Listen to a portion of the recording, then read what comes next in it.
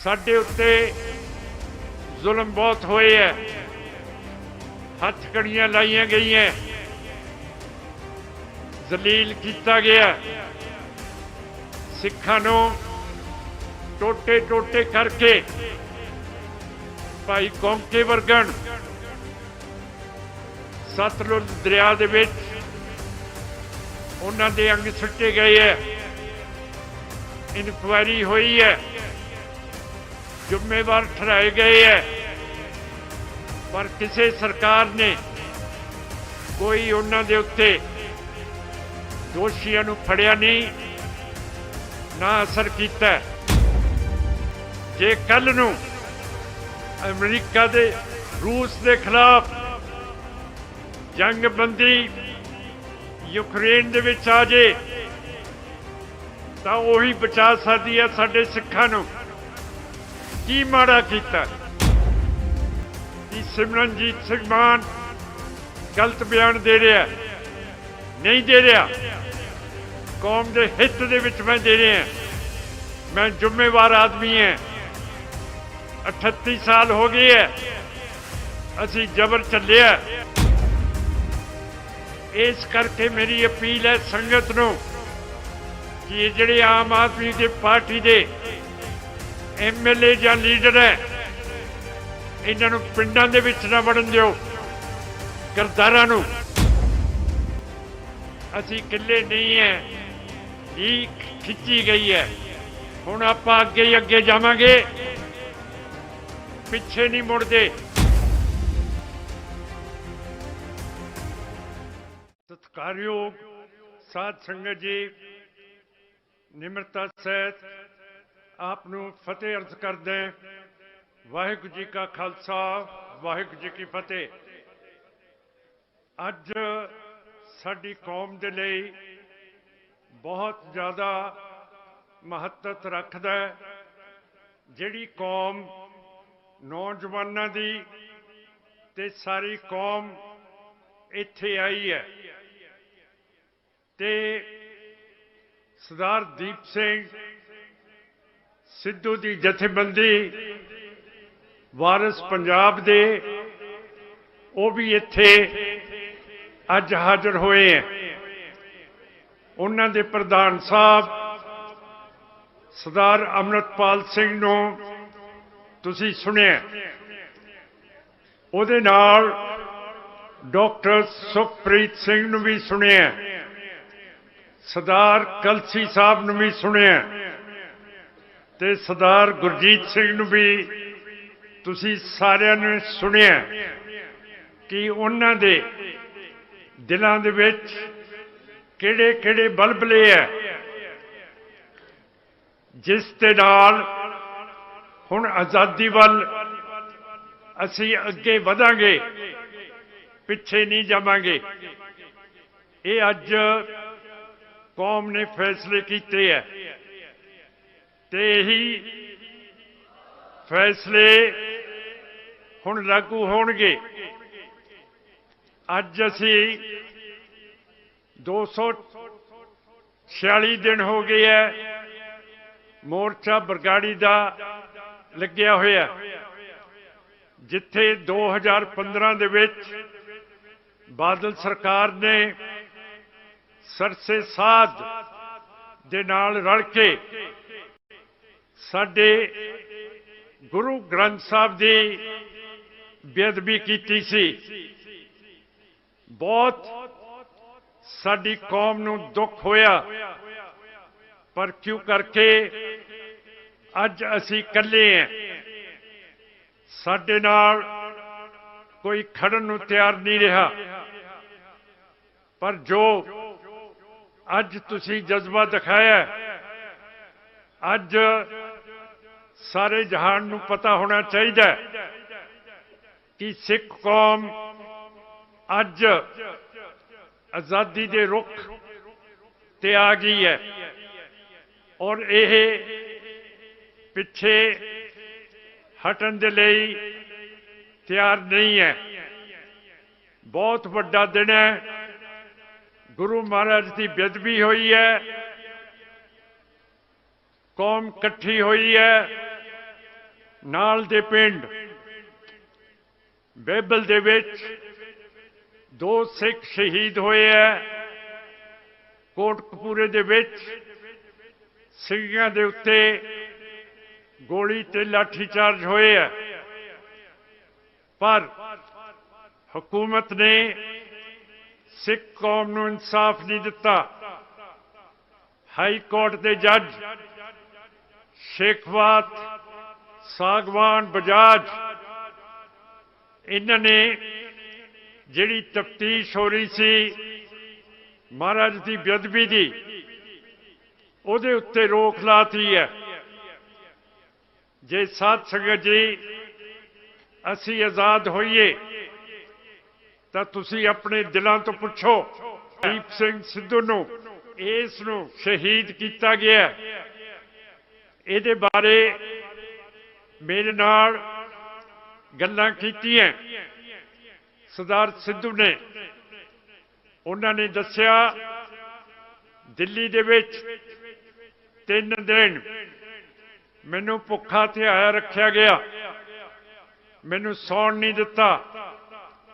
ਜਿੰਨੀਆਂ ਵੀ ਇੰਡੀਆ ਦੀਆਂ ਤਫਤੀਸ਼ੀ ਏਜੰਸੀਆਂ, ਜਸੂਸੀ ਏਜੰਸੀਆਂ ਮੇਰੀ ਪੁੱਛਗਿੱਛ ਕਰਨ ਆਈਆਂ, ਪਰ ਮੈਨੂੰ ਇੱਕ ਚੀਜ਼ ਬਹੁਤ ਅਜੀਬ ਲੱਗੀ।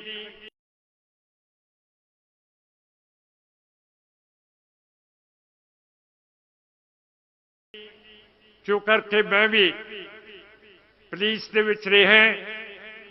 ਜਦੋਂ ਉਹਨਾਂ ਨੇ ਦੱਸਿਆ ਕਿ ਦਿੱਲੀ ਦਾ ਡੀਜੀਪੀ ਡਾਇਰੈਕਟਰ ਜਨਰਲ ਪੁਲਿਸ ਉਹ ਵੀ ਉਹਨਾਂ ਦੀ ਪੁੱਛਗਿੱਛ ਕਰਨ ਦੇ ਲਈ ਆਇਆ ਸੀ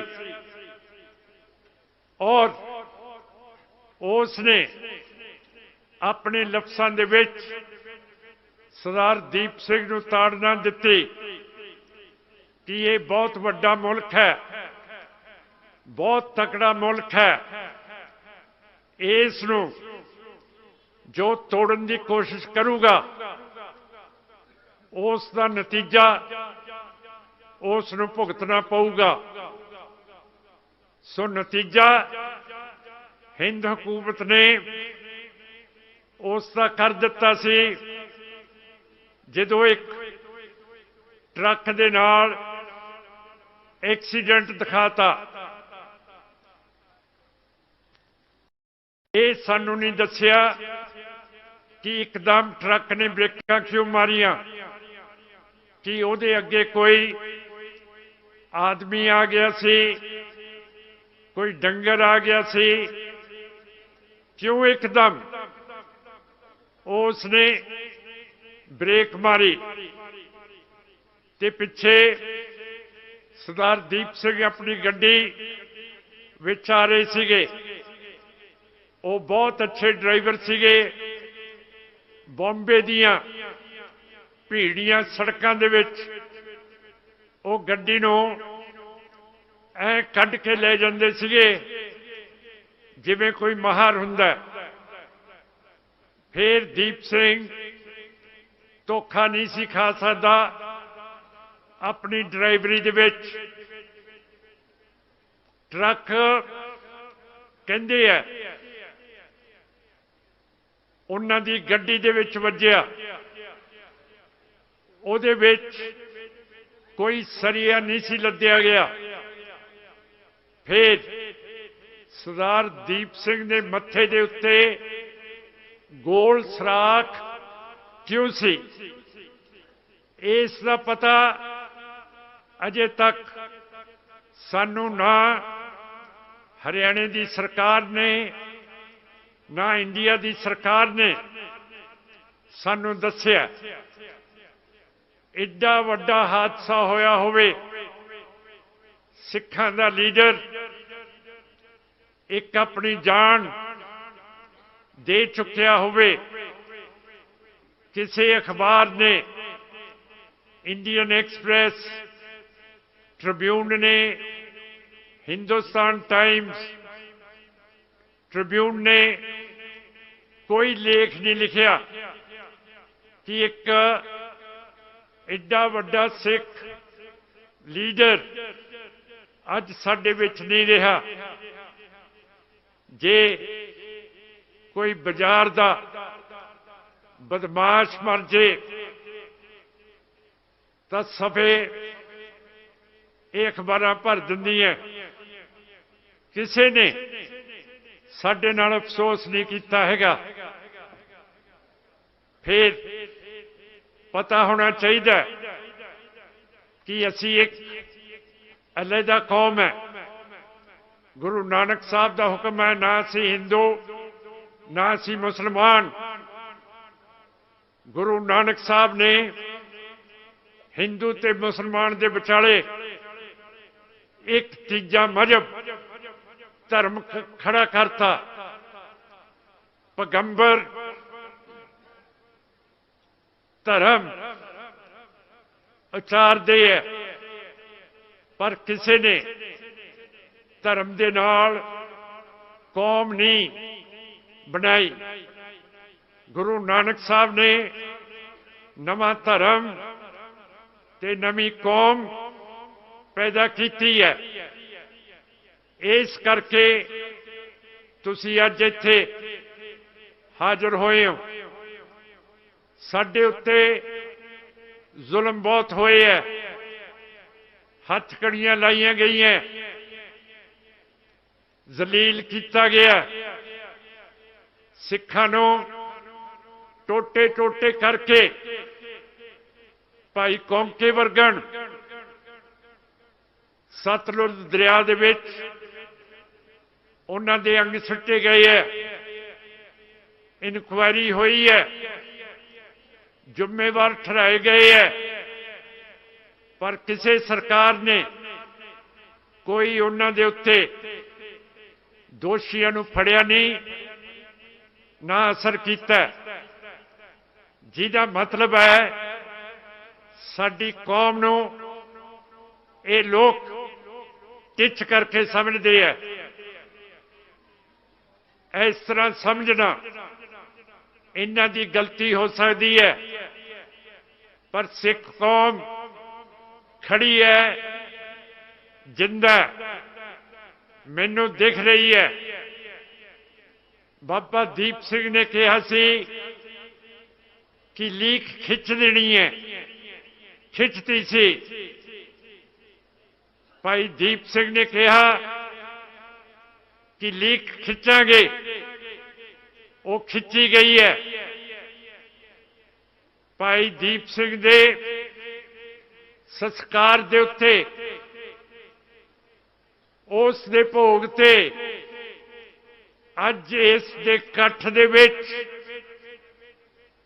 ਇਹ ਨਵਾਂ ਯੁੱਗ ਪੰਥ ਨੇ ਸਾਜ ਦਿੱਤਾ। ਇਹਨਾਂ ਤਿੰਨਾਂ ਮੌਕਿਆਂ ਦੇ ਉੱਤੇ ਕੋਈ ਰਵਾਇਤੀ ਅਕਾਲੀ, ਕੋਈ ਸਿੱਖ ਜਥੇਬੰਦੀ, ਕੋਈ ਸਮਾਜ ਆਈ ਨਹੀਂ ਹੈ। ਨਾ ਕਿਸੇ ਨੇ ਅਫਸੋਸ ਕੀਤਾ। ਸਿੱਖ ਜਥੇਬੰਦੀਆਂ ਨੇ 2017 ਦੇ ਵਿੱਚ ਆਮ ਆਦਮੀ ਪਾਰਟੀ ਨੂੰ ਵੋਟਾਂ ਪਾਈਆਂ। 2019 ਦੇ ਵਿੱਚ ਫਿਰ ਆਮ ਆਦਮੀ ਪਾਰਟੀ ਨੂੰ ਵੋਟਾਂ ਪਾਈਆਂ। ਸਾਡੀ ਦਮਦਮੀ ਟਕਸਾਲ ਨੇ ਕਿਹਾ ਕਿ ਸੰਤ ਸਮਾਜ ਤੇ ਦਮਦਮੀ ਟਕਸਾਲ, ਜਿਹਦੇ ਮੁਖੀ ਬਾਬਾ ਦੀਪ ਸਿੰਘ ਤੇ ਸੰਤ ਜਰਨੈਲ ਸਿੰਘ ਭਿੰਡਰਾਂਵਾਲੇ ਹੋਏ ਹੈ, ਉਹਨਾਂ ਨੇ ਨਿਰਦੇਸ਼ ਦਿੱਤਾ ਕਿ ਵੋਟ ਤੁਸੀਂ ਪਾਉਣੀ ਹੈ ਬਾਦਲ ਦਲ ਤੇ ਬੀਜੇਪੀ ਨੂੰ। ਜਿਹੜੇ ਦਰਬਾਰ ਸਾਹਿਬ ਦੇ ਹਮਲਾ ਕਰਨ ਵਾਲਿਆਂ ਦੇ ਨਾਲ ਰਲੇ ਹੋਏ ਸੀਗੇ ਔਰ ਰਲ ਕੇ ਹਿੰਦ ਹਕੂਮਤ ਦੇ ਉੱਤੇ, ਦਰਬਾਰ ਸਾਹਿਬ ਦੇ ਉੱਤੇ ਹਮਲੇ ਕਰਵਾਏ।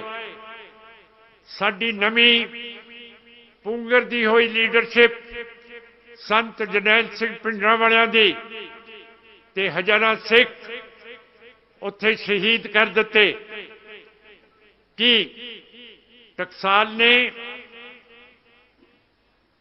ਬਾਦਲ ਦਲੀਆਂ ਨੂੰ ਤੇ ਬੀਜੇਪੀ ਨੂੰ ਵੋਟ ਪਾਉਣੀ ਸੀ, ਬੇਅਦਬੀਆਂ ਜਿਨ੍ਹਾਂ ਨੇ ਕੀਤੀਆਂ। ਇੱਥੇ ਬਰਗਾੜੀ ਦੇ ਵਿੱਚ 328 ਸਰੂਪ ਮਹਾਰਾਜ ਦੇ ਗਵਾ ਦਿੱਤੇ ਜਾਂ ਵੇਚਤੇ। ਕਿ ਇਹਨਾਂ ਲੋਕਾਂ ਨੂੰ ਤੁਸੀਂ ਵੋਟਾਂ ਪਵਾਈਆਂ? ਕਿ ਅੱਜ ਬਾਬਾ ਦੀਪ ਸਿੰਘ ਤੇ ਸੰਤ ਜਰਨੈਲ ਸਿੰਘ ਭਿੰਡਰਾਂਵਾਲੇ ਸੋਚਦੇ ਹੋਣਗੇ ਕਿ ਸਾਡੀਆਂ ਕਮਾਈਆਂ ਕੀਤੀਆਂ ਹੋਈਆਂ ਕਿੱਥੇ? ਇਹ ਲੋਕਾਂ ਨੇ ਜਿਹੜੇ ਦੁਸ਼ਮਣ ਦੇ ਨਾਲ ਮਿਲ ਗਏ ਹੈ, ਇਹ ਕਿੱਥੇ ਉਹਨਾਂ ਨਾਲ ਜਾ ਖੜੇ ਹੈ। ਅੱਜ ਸਾਧ ਸੰਗਤ ਜੀ, ਸਾਡੇ ਲਈ ਬਹੁਤ ਵੱਡਾ ਦਿਨ ਹੈ। SCPC ਦੇ ਸਾਡੀ ਪਾਰਲੀਮੈਂਟ ਦੇ ਇਲੈਕਸ਼ਨ 11 ਸਾਲ ਤੋਂ ਨਹੀਂ ਹੋਏ। ਇਹ ਆਪਾਂ ਨੇ ਕਰਾਉਣੇ ਹੈ, ਕਿਉਂ ਕਰਕੇ ਅਸੀਂ ਜਮਹੂਰੀਅਤ ਪਸੰਦ ਹੈ। ਠੀਕ ਹੈ, ਮੈਂ ਐਲਾਨ ਕੀਤਾ ਸੀ ਕਿ ਜਿਹੜੇ ਯੂਕਰੇਨ ਦੇ ਵਿੱਚ ਸਿੱਖ ਡਾਕਟਰ ਹੈ, ਜਿਹੜੇ ਵੀ ਉੱਥੇ ਜ਼ਖਮੀ ਹੋਏ ਹੈ, ਉਹਨਾਂ ਦੀ ਸੇਵਾ ਕਰਨ। ਜਿਹੜੇ ਤਕੜੇ ਨੇ ਉਹ ਯੂਕਰੇਨ ਦੇ ਨਾਲ ਬੰਦੂਕ ਫੜ ਕੇ ਰੂਸ ਦਾ ਮੁਕਾਬਲਾ ਕਰਨ। ਕਿਉਂ ਕਰਕੇ ਸਾਡੇ ਵਿੱਚ ਰੰਜ ਹੈ ਕਿ ਰੂਸ ਨੇ ਇੰਡੀਆ ਦੇ ਨਾਲ ਰਲ ਕੇ 1984 ਦੇ ਵਿੱਚ ਦਰਬਾਰ ਸਾਹਿਬ ਦੇ ਉੱਤੇ ਹਮਲਾ ਕੀਤਾ ਸੀ। ਇਸ ਤਰ੍ਹਾਂ ਕਰਨ ਦੇ ਨਾਲ ਮੈਂ ਚਾਹੁੰਦਾ ਸੀ ਕਿ ਸਿੱਖਾਂ ਦਾ ਕੱਦ ਕਾਠ ਦੁਨੀਆ ਭਰ ਦੇ ਵਿੱਚ ਉੱਚਾ ਹੋਊਗਾ। ਜਿਵੇਂ ਸਿੱਖਾਂ ਨੇ ਸਾਰੀ ਦੁਨੀਆ ਦੇ ਵਿੱਚ ਬਿਮਾਰੀ ਫੈਲ ਗਈ ਸੀ ਕੋਵਿਡ ਦੀ, ਸਿੱਖ ਜਥੇਬੰਦੀਆਂ ਨੇ ਦਵਾਈਆਂ ਵੀ ਦਿੱਤੀਆਂ,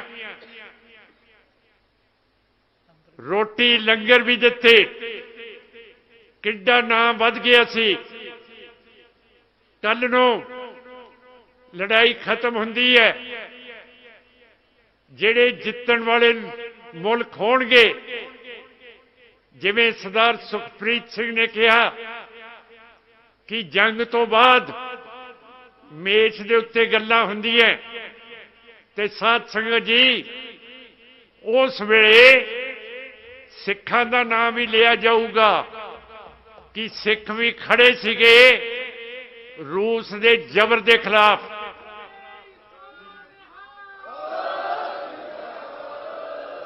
ਬਗੈਰ ਸੋਚ ਤੋਂ ਮੈਂ ਕੋਈ ਬਿਆਨ ਨਹੀਂ ਦਿੱਤਾ। ਹੁਣ ਕੀ ਉਹ ਡਾਕਟਰ ਜੋ ਹਿੰਦੂਤਵਾ ਦੇ ਹੁਕਮ ਨੇ, ਰਵਾਇਤੀ ਅਕਾਲੀਆਂ ਦੇ ਹੁਕਮ ਨੇ, ਕਿ ਉਹ ਸੁਰੱਖਿਅਤ ਨੇ? ਉਹਨਾਂ ਦੇ ਨਾਲ ਕੋਈ ਲੱਗਿਆ?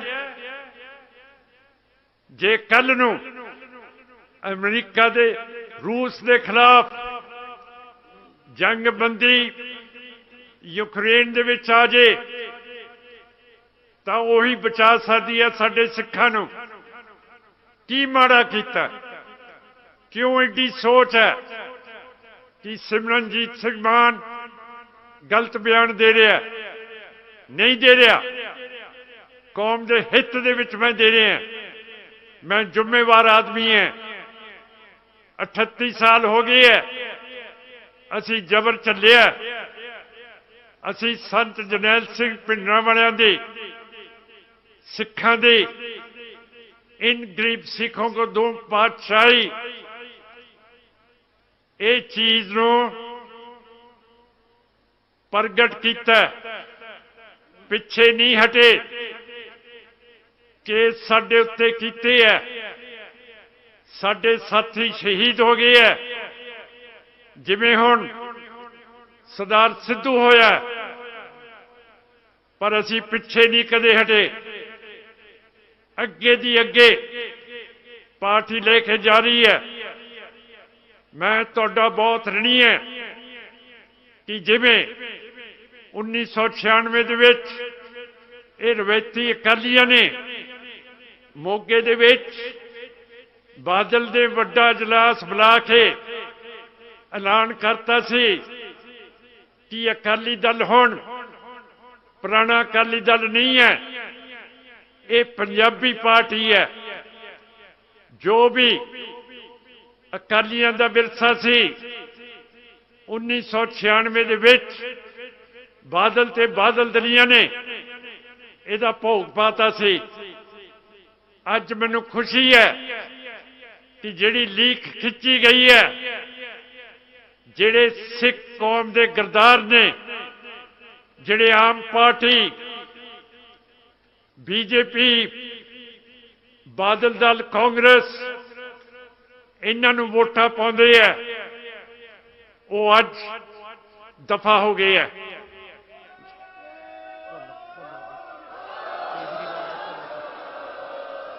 ਲੀਕ ਖਿੱਚੀ ਗਈ ਹੈ, ਇਹ ਲੀਕ ਸਹੀ ਸੀ। क्यों करके आम आदमी पार्टी झूठ बोलती सी, केजरीवाल झूठ बोल रहा सी कि मैं सरदार भुल्लर नूं छड्ड दूंगा।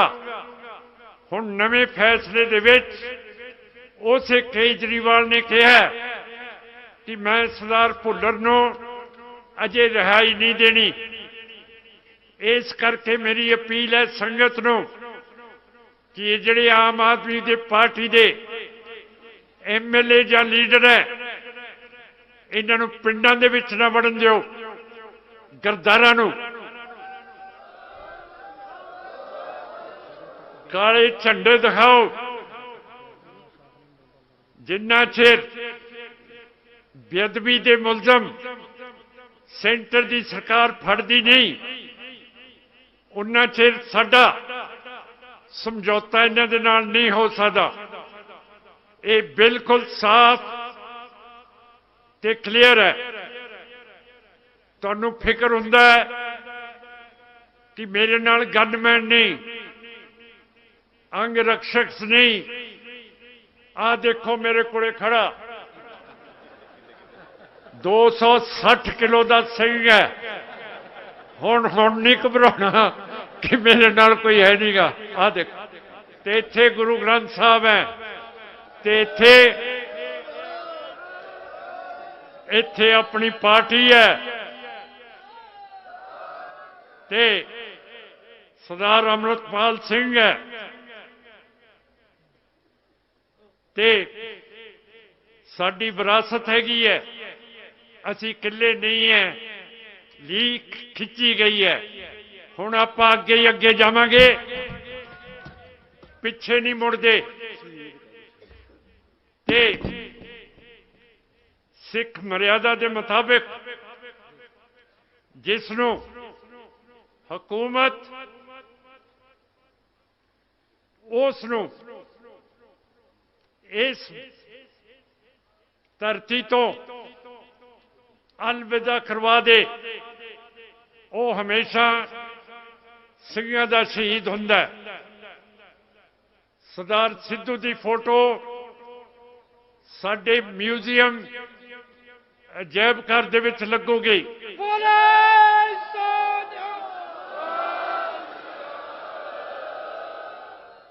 ਤੇ SGPC ਤੇ ਜਿੰਨੀਆਂ ਵੀ ਸੰਸਥਾਵਾਂ ਹੈਗੀਆਂ ਜਿਹੜੀਆਂ ਕੌਮ ਦੇ ਨਾਲ ਨਹੀਂ ਚੱਲਦੀਆਂ, ਅੱਜ ਪ੍ਰਣ ਕਰ ਲੈਣ ਕਿ ਸਿੱਖਾਂ ਦੇ ਵਿੱਚ ਦਇਆ ਹੁੰਦੀ ਹੈ, ਉਹ ਵਾਪਸ ਆ ਸਕਦੇ ਹੈ। ਪਹਿਲਾਂ ਵੀ ਮਿਸਲਾਂ ਦੇ ਵੇਲੇ ਬਗਾਵਤਾਂ ਹੋਈਆਂ, ਗੁਰੂ ਗੋਬਿੰਦ ਸਿੰਘ ਵੇਲੇ ਵੀ ਬਗਾਵਤ ਹੋਈ ਸੀ, ਸਿੰਘਾਂ ਨੂੰ ਲੰਗਰ ਨਹੀਂ ਸੀ ਮਿਲਿਆ। ਹੁਣ ਦੇਰ ਬਹੁਤ ਹੋ ਗਈ ਹੈ, ਲੰਗਰ ਤਿਆਰ ਨੇ। ਮੈਂ ਹੁਣ ਫਤਿਹ ਅਰਜ਼ ਕਰਦਾ ਤੇ ਬਗਾਵਤ ਕਰਨ ਦੀ ਲੋੜ ਨਹੀਂ, ਲੰਗਰ ਤਿਆਰ ਨੇ। ਵਾਹਿਗੁਰੂ ਜੀ ਕਾ ਖਾਲਸਾ, ਵਾਹਿਗੁਰੂ ਜੀ ਕੀ ਫਤਿਹ। ਤੇ ਨੌਜਵਾਨਾਂ ਨੂੰ ਅਸੀਂ ਆਪਣੀ ਹਿੱਕ ਤੇ ਚਾੜ ਕੇ ਰੱਖਾਂਗੇ। ਫਤਿਹ।